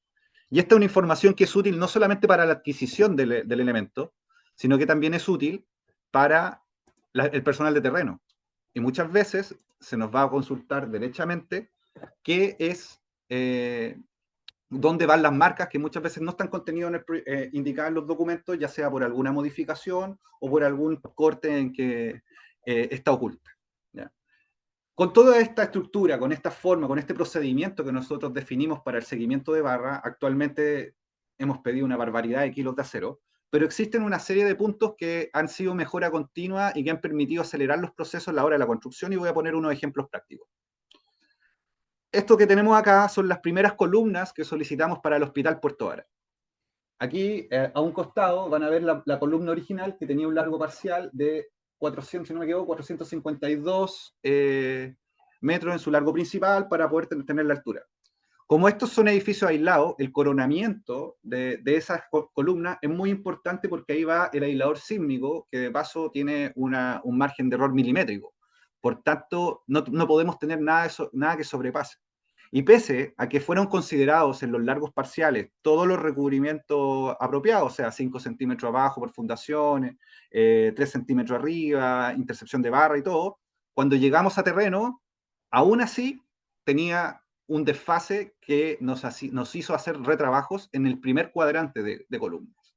Debido a que la sobreposición de barras entre ellos, sobre todo en este tipo de columnas donde el fierro principal puede llegar hasta los 36, tenemos una sobreposición que nos van comiendo los recubrimientos que no fueron de alguna forma predichos por el proyecto, porque también hay otro tema que tenemos que considerar, el error. Por más allá que Torres de Ocaranza nos diga que la barra mide 250, entre la diferencia que tenga una y otra barra, igual me puede estar comiendo centímetros. Y ese error es el que tuvimos que llevar a la práctica, y como esto se detectó a tiempo, como teníamos trazabilidad, como teníamos documentos armados, planilla Excel, y toda la información ya vertida con fecha de cuándo fue pedido ese fierro, pudimos pedir una modificación masiva y modificar todas las columnas del hospital y evitarnos los sobretrabajos que tuvimos que hacer en este primer cuadrante. Ese tipo de ejemplos es el que nos hizo tener otra experiencia práctica para poder desarrollar algunos temas de barra. Por ejemplo, muros de contención, en que donde teníamos problemas en que los coronamientos de los muros, cuando teníamos largos parciales cerrados, quedaban demasiado justos por el error, por la cantidad de barra, por la sobreposición de barra, etcétera, etcétera.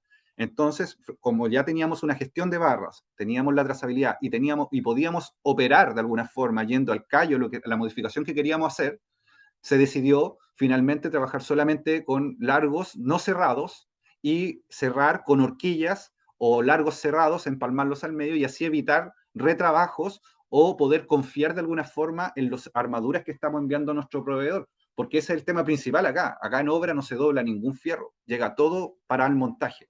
Entonces, el trabajo tenía que ser extremadamente preciso. Y por eso se tomaron decisiones prácticas que finalmente nos permiten hoy tener la tranquilidad de que el sistema y el procedimiento que seguimos ha funcionado. Tenemos otros elementos complejos que son propios de la obra, donde, por ejemplo, suceden inconvenientes. Por ejemplo, escaleras, estanques, aisladores. Las escaleras tienen una complejidad particular debido a la cantidad de marcas que hay y los ángulos en los que trabajan estos fierros. Hay que codificar, por ejemplo, las barras con ángulo, con un parámetro de ángulo compartido para poder generar un solo tipo de armadura de forma y no se repliquen cada vez que cambie un ángulo. O los estanques, que muchas veces cuando nosotros recibimos los proyectos, ese muro que se ve ahí, cuando uno lo veía en el plano, no tenían absolutamente ninguna pasada. Porque muchas veces esto por contrato no está definido y las pasadas menores a 50 por 50 los proyectistas te lo ponen con un detalle tipo. Pero en un proyecto donde todas las armaduras las estás pidiendo justas, tienes que adaptar el resto de la armadura a estas pasadas. Por eso tuvo que haber un retrabajo en ese sentido. Y ahí finalmente la flor del proyecto que es el aislador sísmico. Y todo lo que significa la coordinación del aislador sísmico con la cantidad de barras que hay en el espacio del capitel, que son muchas barras de diámetro del 28, del 32, con 3 capas de barra incluso.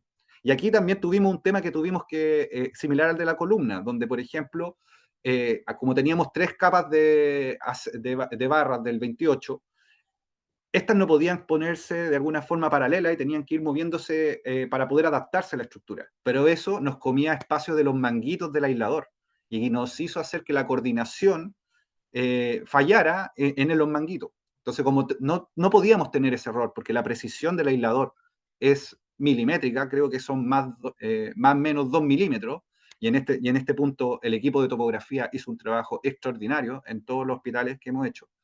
Decidimos finalmente alterar las barras, modificar los largos parciales de las capas interiores para que no existiera esta modificación propia de la obra, y con eso pudimos coordinar correctamente todos los manguitos, obviamente con un diálogo directo con el ingeniero calculista, su debida RDI, el procedimiento para poder aprobar todo este tipo de cambios, pero nos permitió de alguna forma darle continuidad a la obra. Ese ha sido nuestro procedimiento. Ahora, como para cerrar el tema de la armadura, me gustaría compartir con usted el resultado real, lo práctico. Esto que se ve acá, esta tabla, que también pedí autorización para poder comunicarla, son los kilos totales que hemos pedido para el Hospital de Puerto Varas. Y arriba dice despacho a origen 4.472.781 kilos. Esos son todos los kilos que se han pedido por el hospital. Y esto que está acá, con el total de abajo que dice 49.146, son la cantidad de kilos adicionales que ha tenido que pedir la oficina técnica fuera de nosotros. O sea, si quisiéramos considerar algún tipo de error en torno al trabajo que estamos haciendo nosotros, podríamos decir que el error es casi el 1%. Si consideramos de que no tenemos pérdida por doblado, no tenemos pérdida por el hecho de que nos consideramos pérdida del 5% normativo, y solamente tenemos un 1%, que de hecho incluso podríamos cuestionarlo, porque muchos de estos kilos no fueron a parar derechamente al hospital, sino que fueron para obras adicionales, como por ejemplo instalaciones de faena o elementos no estructurales. Podríamos decir de que nuestro error es completamente marginal a la totalidad de kilos que se están desarrollando, y la cantidad de ahorro que hemos realizado solamente en la partida de acero ha sido muy importante. Ahí hay un par de imágenes como para ver el estado del Hospital Puerto Varas, que es el más emblemático que tenemos ahora. Ahora, finalmente, para rescatar otros temas que también estamos haciendo como equipo BIM, ya ahora que el fierro va de salida, por ejemplo, pasadas y ICHAF. Aquí tenemos, por ejemplo, toda la coordinación de pasadas que estamos haciendo con el resto de las instalaciones, y como se puede ver, trabajamos con void de armadura, con información contenida que nos permite generar tablas con trazabilidad, y la documentación que entregamos es como la que tenemos un zoom aquí a la izquierda. Obviamente esas marcas, esas cotas, no las ponemos manualmente, tenemos nuestras rutinas de automatización en las cuales se acotan los documentos automáticamente, lo cual también nos ha permitido responder a todos los frentes, porque si bien ahora estas posiciones de armadura, en realidad nosotros estamos encargados de la gestión de todos los datos BIM del hospital. Otro punto destacado, y aquí aprovecho a saludar a los colegas de Hilti, que vi que están en los auspiciadores. Con ellos hemos hecho un trabajo colaborativo, mancomunado en la transformación de las líneas de distribución de instalaciones. A la izquierda podrán ver el pasillo coordinado por el proyecto original, o sea, lo que nosotros recibimos en bruto de las oficinas de ingeniería, con que no, derechamente no está malo. Sin embargo, tenemos algunos problemas, que la escalarilla eléctrica, por ejemplo, está pegada a la viga, las líneas de distribución en los nudos eran un poquito más complejas, y acá hay otro punto que yo también destaco de la sociedad concesionaria, que no solo ha invertido en nosotros como equipo BIM, sino que también ha invertido en excelentes profesionales del equipo de instalaciones con quien hemos hecho todas estas modificaciones basadas en la experiencia. Si bien la concesión hoy está haciendo este hospital, también estuvo en el Hospital Salvador, y desde ahí se trae mucha experiencia que permite, por ejemplo, hoy llegar con los soportes antisísmicos antes que las instalaciones. Algo que es relativamente novedoso para este tipo de hospitales, porque se está acostumbrado a que el soporte antisísmico llegue a adaptarse a lo que hay. Aquí lo hemos hecho desde antes, modificando las líneas de distribución, actualizado por nuestros profesionales Valley, y hemos llegado a un resultado como el que tenemos a la derecha, donde se ven las líneas completamente ordenadas, con un trabajo muy destacado por todas las partes. Con esto llegamos al cierre de la presentación de lo que nosotros hemos hecho acá, lo que tenemos aquí en nuestro equipo. Quiero destacar algunos puntos también aquí en nuestro equipo. Si bien son 4 los coordinadores por hospital, y de estos 4 coordinadores todos teníamos experiencia en armadura, y por eso pudimos agarrar esto.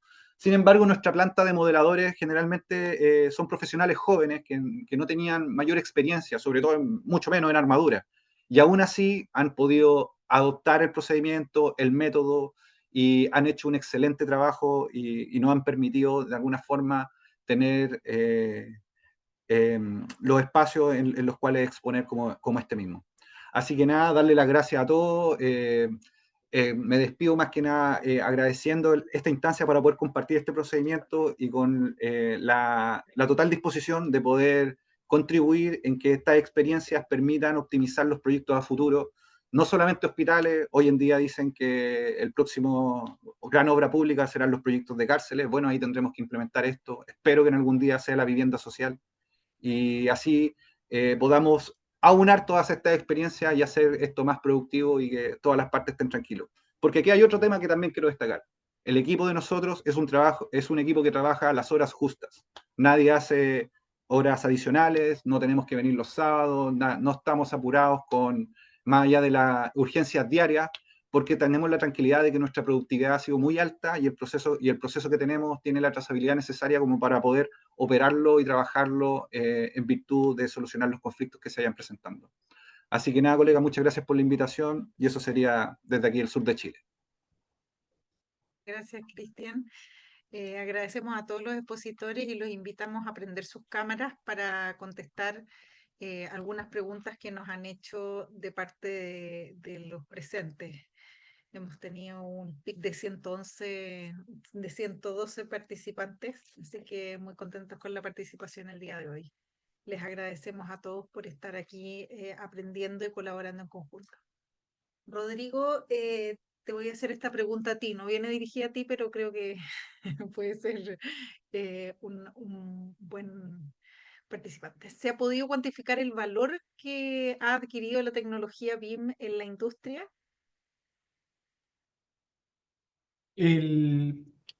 Mira, yendo como muy como a lo específico, el valor que se puede dar a la metodología es por los usos aplicados en cada caso. Ya hay una gran variabilidad de los usos, los que más se han estado ocupando o los que están más con documentación y respaldo del beneficio es lo que son usos de encontrar interferencias, que son lo que últimamente ya está bastante estándar ese uso. Y también algunas secuencias constructivas también ayudan a ver la cuantificación del uso. Ahora, si la pregunta va más por la metodología a nivel de industria en términos generales, yo creo que más que un beneficio cuantificable, es que en la práctica, si es que no implementamos un ecosistema digital basado en esta metodología, vamos a tener el problema de productividad eterno y resonante y en algún minuto este nos va a explotar en la cara. Y la otra cara de la moneda es que se ve, especialmente en el último ejemplo que estaba presentando Cristian, es que se ve que en la práctica es fácil poder implementarlo para el beneficio de cada una de las empresas. Así que derechamente preguntando si se ve y depende mucho del caso es cuántos son esos valores. Gracias, Rodrigo. En eso, sumar que definitivamente la colaboración es parte de la carta de triunfo de esta metodología y de lo que implica el que estamos buscando mejorar la productividad. Si bien Cristian lo mencionó, y creo que todos en alguna medida, los equipos que han logrado mejores funcionamientos han sido los que han logrado dar paso a un trabajo colaborativo y el aporte del aprendizaje de las distintas etapas. Y también el entender que esto no es automático, no porque digas voy a implementar BIM, vamos a tener pasado mañana una empresa con una productividad inmediata mejorada, sino que hay una curva de aprendizaje para cada empresa en torno a ese valor. Para Manuel, ¿estamos en condiciones de tomar esas decisiones al inicio? Lo digo para pensar qué nos falta, quizás más información predictiva, datos, normas, capacitaciones, conocimientos, y eso lo voy a sumar con otra pregunta que nos hace, perdón, no he dicho los nombres de las personas. La primera pregunta la hizo Alan Lupchter la segunda la está haciendo Anit Sabrigo y la voy a sumar Andrew Calizaya, que consulta si existen protocolos y procesos. Entonces, sumar un poco esta decisión con qué nos falta y qué tenemos dentro de la industria respecto a normativas y estándares. Ya, la primera pregunta es si estamos en condiciones de, ¿cómo se llama?, de tomar esas Tomar la decisiones decisión. tempranas, ¿cierto? Mira, o sea, se puede. Ahora hay que ver el peso específico de cada uno en el proyecto para ver si ¿cierto? Si las toman en cuenta o no. Pero yo creo que para partir es responsabilidad de uno decirlo. Ponerlo a la mesa, yo siempre lo digo, es distinto con un cafecito y quizás con aire acondicionado, si es que en una oficina, y no la misma observación antes es muy distinta recibida y percibida que cuando ya estamos contra las cuerdas, empezando el proyecto, ya se está gastando recursos y todo. Entonces hay que ver cómo hacerlo. Todos, en la medida que adoptemos un enfoque de mejora continua, y esto puede parecer muy, muy teórico, pero es verdad, o sea, son mejoras incrementales, eventualmente vamos a llegar a eso, ¿no? Entonces, partan con poquitas cosas. Oye, de un proyecto a otro, mejorar una poquita cosa y decirle, oye, me pasó esto en el proyecto anterior, concepto de unas lecciones aprendidas, implementarlos antes, no veo cómo no te lo puedan recibir. Otra cosa es cuando alguien viene con un paquete de medidas gigante y no, este es un nuevo proyecto, hay que implementar esto, probablemente la incorporación de eso va a ser mucho menor, ¿ya? Entonces ahí hay que adecuarse, yo creo que se puede perfectamente. Con un equipo de trabajo, bueno, ojalá pudiera repetirse el equipo de trabajo, pero si es que no es posible, igual con el tiempo puede solucionar. Y segundo, exactamente la pregunta no la recuerdo, pero si existen normativas al respecto, me preguntaste, Francisca, o protocolos al respecto. Mira, Sí. hay una bueno, que es que bueno, el documento principal es el estándar BIM para proyectos públicos que lideró Plan BIM a través de Corfo, ¿cierto? Ese, Rodrigo lo comentó, está en un proceso de revisión, pero es un documento que tiene harta información y dice ciertas cosas. Si ustedes ven el índice de ese documento se basa en documentos maestros internacionales, y dentro yo, obviamente, soy parte interesada en el asunto, pero de verdad lo creo, la serie normativa 19.650 es un protocolo súper interesante para aplicarlo y se puede aplicar a proyectos chiquititos, gigantescos, de cualquier disciplina, en cualquier área, ¿ya? No se necesita, hay certificaciones, pero solamente en la medida que lo necesiten. Se pueden tomar conceptos súper individuales para poder implementar, y feliz si algún día quieren saber más al respecto, yo los puedo ayudar perfectamente, pero no es la idea. La idea es que, principalmente, mi consejo sería mejora continua, lecciones aprendidas, mejoremos el siguiente proyecto, ¿ya? Y con eso yo creo que no va a haber ningún problema, Fran, y van a ver rápidamente eh, notar cambios en la recepción de las ideas al principio del proyecto, ¿ya? Gracias, Manuel. Voy a leer la pregunta que hizo Oscar Selfa a Gabriel Jordán. El análisis estructural, ¿con qué herramienta lo desarrollaron? Para que tú puedas comentarlo también, Gabriel, aquí a todos. Hola, sí, creo que lo había contestado, pero el análisis estructural, nosotros específicamente usamos los software de CSI de Estados Unidos y en este caso usamos CTAFs. Y esos software los conectamos con otras herramientas de diseño propias que no hacen el diseño de los elementos. O sea, sacamos del ITAF solamente los esfuerzos de los elementos. En otra herramienta implementamos normativa chilena que hace el diseño y esa herramienta la conectamos después mediante plugins con el Revit. Y ahí podemos incorporar las barras de los elementos. Gracias. Quiero hacer una mini bajada y hacer un comentario. Nosotros como AICE estamos participando en la hoja de ruta, tenemos un subcomité BIM, que somos poquitas personas, así que los dejamos a todos muy invitados a sumarse. Estamos trabajando en todas las iniciativas que alcanzamos Así que por eso también la importancia de que puedan sumarse. Y como bien comentó Manuel, y como lo mismo que hemos visto ahora en las presentaciones, distintas empresas han resuelto cómo implementar la armadura en Revit. Eso quiere decir que estamos cada uno inventando la rueda.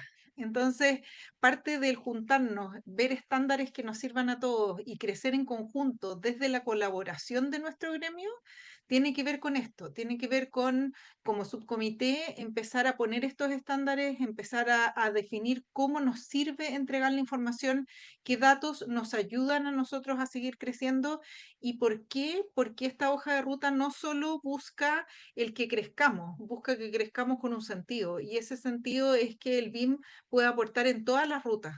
Entonces nosotros no solo queremos dibujar el fierro en el modelo, queremos aportar al fabricante de fierro que va a recibir un modelo con el cual va a poder doblar, va a poder entregar a la obra, va a poder mejorar, como mostraba Cristian, la entrega, ¿cierto?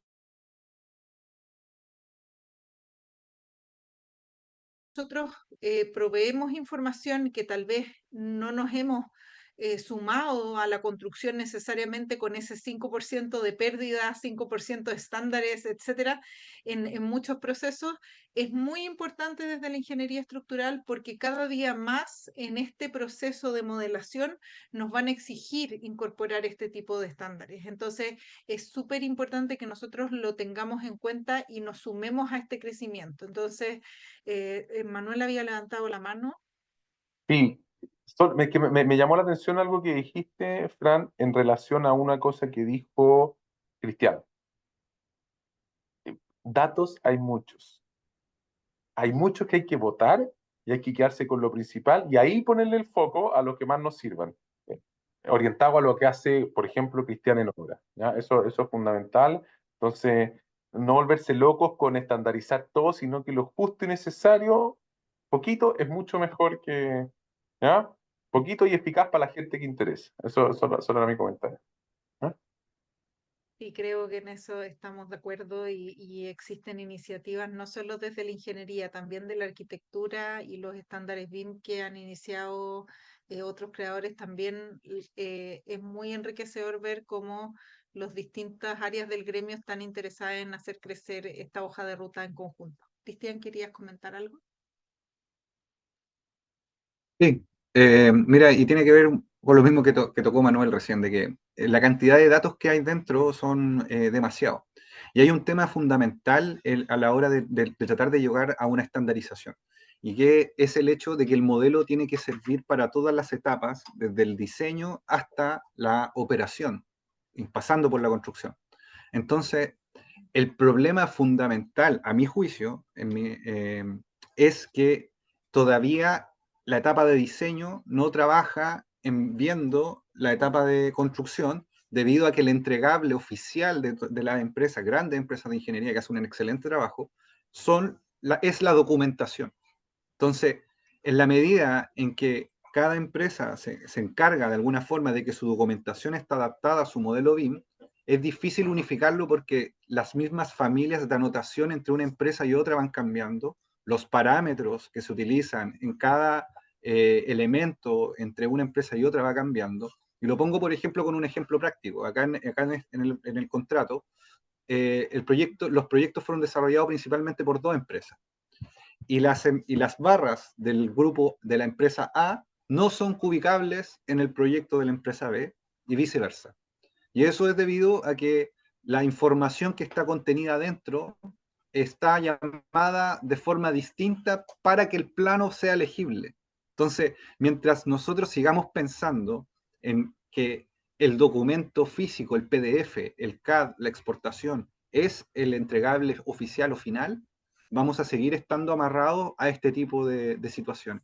Es necesario, en ese sentido, dar el paso para unificar, como bien dijo Manuel, lo justo y necesario, pero no solamente en términos de parámetros, sino que también en términos de cuáles son los entregables que se necesitan hoy en la industria. Y ese es lo que yo creo que tenemos que avanzar. Definitivamente, Cristian.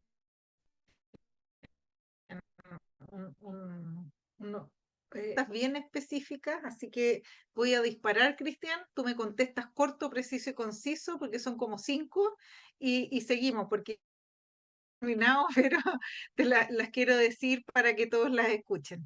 ¿Cómo se asocia la barra generada con Dynamo? Si la respuesta es esto es muy largo por hacer, podemos dejar tu correo y que te escriban, ¿ah? Pero si es que tú quieres, obvio. Pero dentro de eso, para que tú nos digas, ¿cómo se asocia la barra generada con Dynamo con los esfuerzos estructurales sin perder la cadena de valor? Tal Yo vez creo que a ahí Gabriel. estamos hablando cosas distintas. El proyecto estructural como tal se desarrolla en la oficina de ingeniería. Lo que nosotros estamos haciendo actualmente es gestionar las barras de acero que están dentro del proyecto. Y eso significa que nosotros no cambiamos las cuantías que trae el proyecto. Las cuantías son la misma. Lo que tenemos que cambiar es la estructuración del elemento. Por tanto, salvo que sea un cambio drástico, que tenga que tener un procedimiento mediante los procedimientos indicados en el PAC, ya sea RDI, NAP, etcétera, etcétera, nosotros no hacemos cambios de esfuerzos o no consideramos cambios de esfuerzos dentro de la estructura. De hecho, intentamos alterar lo menos posible la documentación que recibimos para no incurrir en esta tramitación que finalmente nos atrasa en los hitos de la obra. ¿Cuál es el principal parámetro para que el acero modelado se pueda enviar a figurar o fabricar sin tener problemas? ¿O cuál es el parámetro que causaba problemas al mandarlo a fabricar? Bueno, en la exposición relaté un poco cuáles son los tres. A mi juicio, el más importante es el rebar bar shape, que es el que tiene que estar, pero preciso para que no tengamos problemas de ubicación, y ya todo el resto tiene que ver ya más con programación del mismo software para que las tablas cuadren, llamar los parámetros indicados para poder hacer los largos parciales. Tener en cuenta que, por ejemplo, el total cut leg genera errores y distorsiones debido a que no podemos tener control de todas las longitudes del proyecto, por tanto, lo más preciso es ubicar por largos parciales. Pero ahí es como hartos temas, pero eso yo diría que son los principales. Gracias. Y la última pregunta de Dilmer Parra, ¿se considera la pérdida de concreto por la superposición de armadura de las vigas? No se considera. No, por lo menos no está dentro de mi área y tendríamos que preguntarle a Costos cómo trabaja con las ubicaciones que nosotros le entregamos. Pero no, al menos por nuestra área no está considerada. Otra pregunta, Dynamo de Danit Sabrigo, ¿Dynamo logra esa tranquilidad y ahorrar muchas horas de trabajo? Buena presentación la de Barras. Vale, muchas gracias. Y sí, ahorra mucho trabajo. Pero hay que darle el tiempo de desarrollo. O sea, hay que creer, hay que tener fe de alguna forma, porque de repente vaya a empezar a hacer una tarea y no sabes si va a llegar a buen puerto y tenés que darte ese tiempo de desarrollo para equivocarte y eventualmente poder llegar al objetivo. Y la penúltima pregunta, también cortita, Gabriel. ¿Es real la bidireccionalidad entre programa de cálculo y Revit, considerando la documentación de proyecto físico del que sacará encofrados o cuál sería el mejor flujo de trabajo?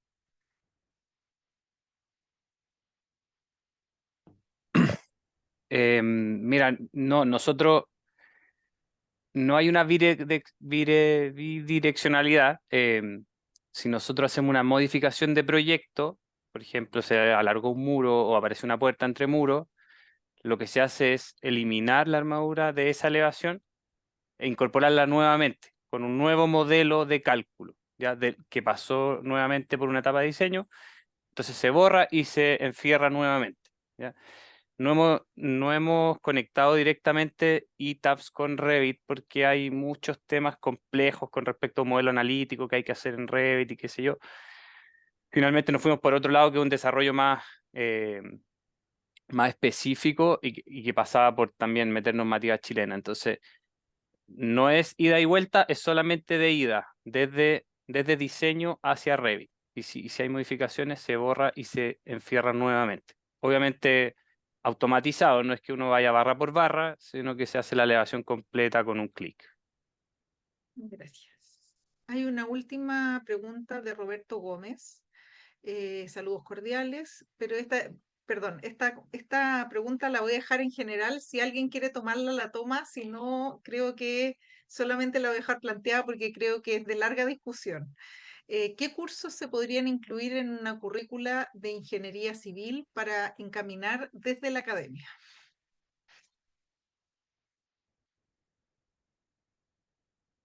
Yo voy a tomar el punto y un poco en la experiencia. A lo mejor a otros colegas BIM no les va a gustar lo que voy a decir, pero yo creo que es fundamental en las oficinas de ingeniería de enseñar el entorno de trabajo de ACC y particularmente Revit. Porque hoy en día los proyectos públicos principalmente están desarrollados con esta disciplina, o sea, con esta herramienta. Y su interoperabilidad dentro del entorno de ACC es bastante buena. Yo apostaría porque a las nuevas generaciones me hubiese encantado que a mí me hubiesen enseñado esto y no tener que haber ido a la Universidad de Chile a aprender sobre el tema. Así que ese es mi Gracias, aporte. Cristian. Manuel. Sí, mira, nosotros, pues, para responder, me gusta esta porque, a ver, hemos tratado de hacerlo. Siempre una patita constante que tenemos y un ejemplo. La otra vez hicimos una presentación presencial en una institución bastante grande y lo entretenido fue cuando agarramos estos mismos temas y mezclamos a toda la gente, desde los más experimentados hasta los más básicos, a sentarlo a conversar. ¿Ya? Yo solo por ser majadero no ir a los detalles súper importantes como lo que dijo Cristian, porque eso al final hay que hacerlo. Pero esa conversa, ¿para qué hacer y cómo hacerlo? Cuando tenía un cabro chico, por ejemplo, que va a modelar y después tenía un jefe que va a revisar eso y va a tocar, va a tomar la decisión, siéntalo a conversar. Y ahí aparecen cosas súper entretenidas. Súper. Rodrigo. Oye, súper corto nomás, reforzar un poco lo que mencionaba Cristian, pero más allá de un software en particular, es que ya hoy día con todas las herramientas que nos entrega esta metodología, los usos, hay que focalizarse harto en programar la información que existe detrás. Ya esa como inteligencia y focalizarse en herramientas concretas que lo ayudan a eso y obviamente basándose en los software o tecnologías que ya existen. Yo creo que ahí hay que darle como un enfoque y un enfoque práctico también. Ocurre que de repente se enseñan ciertos elementos y después cuesta encontrarle un poco lo más práctico directo. Mientras más práctico, mejor es. Muchas gracias. Esta es una tremenda pregunta que también se está abordando en la hoja de ruta. Hay una acción específica en educación y estamos trabajando en ella, así que los interesados nuevamente pueden sumarse a nuestro subcomité y podemos trabajar en conjunto. Gabriel, tú también querías contar algo al respecto. No, sí, quería decir con respecto a esa última que creo que es muy importante que como gremio y parte de las acciones que ya está haciendo la ICE, ¿cierto? Es que nos estandaricemos entre nosotros y que tengamos ese estándar único nacional idealmente para que todos seamos capaces de poner la data de una misma forma. Porque hoy en día yo tengo una forma de hacerlo, Manuel tiene una forma de hacerlo, Cristian tiene una forma de hacerlo, y cada una de las plantas que entrega este servicio de acero industrializado tiene un catálogo distinto. A pesar de que hay dos líneas, ¿cierto? Que es la línea americana con el ACI y quizás la línea europea, todos tienen un catálogo distinto porque tienen ubicadores distintos y cada uno inventó una barra nueva para un proyecto en particular. Entonces, es muy compleja ese pareo de información. Y si nosotros somos capaces de alinearnos en la etapa de diseño, después va a ser mucho más fácil alinearlo a ellos. Gracias. Cristian, ¿sí? El último comentario antes de cerrar. Sí, mira, el último punto que me gustaría tocar y algo que igual lo he comentado estas veces, pero sí creo que un buen punto de partida con respecto a la estandarización, la normalización y todo esto, creo que es digitalizar el manual de carretera. En el manual de carretera existe un volumen lleno de detalles estructurales y esos detalles perfectamente los podríamos unificar, hacer una biblioteca nacional que funcione de la misma forma que el manual en sí mismo. Y desde ahí podríamos unificar finalmente las barras que contengamos dentro de este manual para el resto de la industria, haciendo un trabajo de unificación con las demás empresas. Pero creo que algo que tenemos ahí tangible y que le podemos dar valor y una transformación digital está ahí. Y es algo que es práctico, se utiliza en todos lados y es cosa de empezar a parametrizar, de empezar a modelar y generar una biblioteca unificada y que ese sea de alguna forma la piedra angular para todas las estructuras futuras. Muchas gracias. Muchas gracias a todos por la participación, agradecida de los participantes que hasta ahora nos han acompañado, y antes de finalizar queremos volver a agradecer a nuestros auspiciadores Simpson Stone Tie, ASA, BSL, Melón, Mageva, Cabe y Hilti, con los cuales no podríamos generar este tipo de actividades, sin los cuales los dejamos cordialmente invitados a las próximas actividades AICE que estaremos anunciando a través de nuestro boletín semanal, redes sociales, y aquí dejamos el QR donde ustedes pueden sumarse a nuestro grupo. Pues Laura, ya es nuestra encuesta, creo. Les recuerdo que para cerrar este año nos quedan poquitas actividades: el desayuno de colaboradores AICE, que vamos a juntarnos con nuestros auspiciadores y colaboradores, la charla almuerzo del INDAPER el 13 de noviembre, la cena de fin de año y premiación del ingeniero del año el 14 de noviembre, que quedan muy cordialmente invitados, y el taller de madurez BIM el 18 del 11. Esa es una actividad que hemos estado difundiendo ya y que se va a hacer en conjunto con CETEC. El QR que están viendo ahora es para sumarse al grupo de WhatsApp y recibir información, que es la que estamos generando semana a semana. Les pedimos por favor respondan una breve encuesta, que ahora sí Laura la va a pasar. Que con eso nos ayuda mucho a saber cuáles fueron los puntos de mejora de nuestras conversatorias. Les agradecemos nuevamente a nuestros invitados, los despedimos el día de hoy, a Rodrigo, a Gabriel, Manuel y Cristian. Les agradecemos su tiempo por haber compartido, invitados a seguir creciendo juntos. Esperamos que este conversatorio haya sido de su interés, salgamos con ideas, con ganas de colaborar, ¿cierto? Y que todos tengan una muy buena semana, y los esperamos en todas nuestras actividades. Hasta pronto.